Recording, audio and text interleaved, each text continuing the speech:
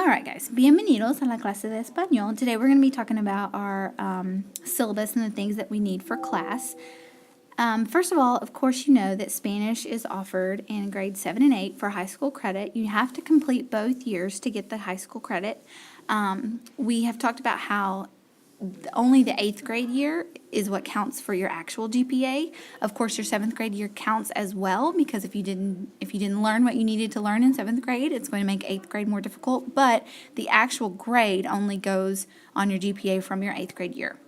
You're going to be learning how to read, write, speak, and understand Spanish. You're still going to be at the beginner level. We've talked a little bit about that, how even though you've taken 2 years now when you're finished with my class, you'll still kind of be at a beginner level as far as your speaking of Spanish.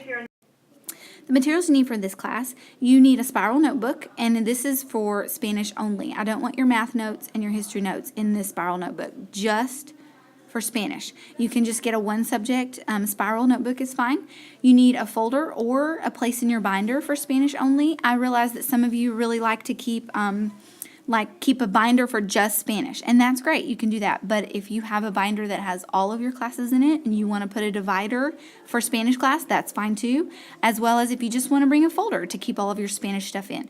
My goal for you is to have Spanish stuff separate from the rest of your classes so that you can always access my things easily. You need notebook paper. We will be using it throughout the year. You need a pencil and pens, of course, and then you need a red pen for checking. If you have any problems getting these materials, please let me know and I'll see what I can do.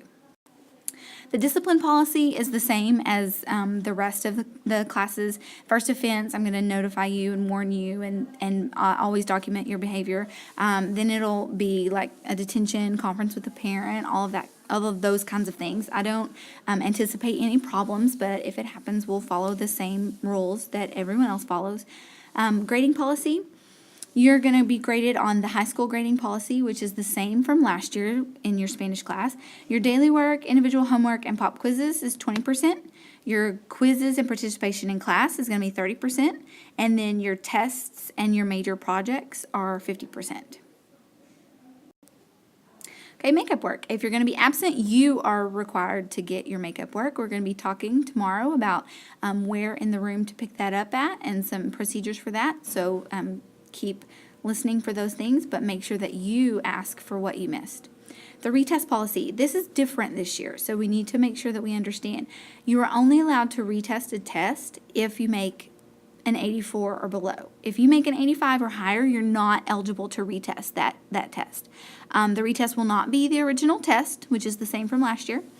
The retest will be given within 5 days from the original test, from the time the original test is returned. So when I give you the test back, you have 5 days to come in and retest. And I'll be putting on the board dates that you'll be able to come in and take those.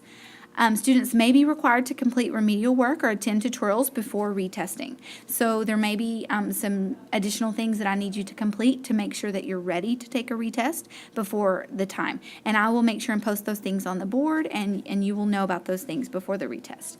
When you retest, your maximum grade is 85. Even if you make 100, you'll still make an 85. We don't get higher than that. Okay, tutoring. I'm available for tutoring before and after school on Tuesdays, Wednesdays, and Thursdays. If you need me beyond those times, then you're going to need to set up a tutorial time.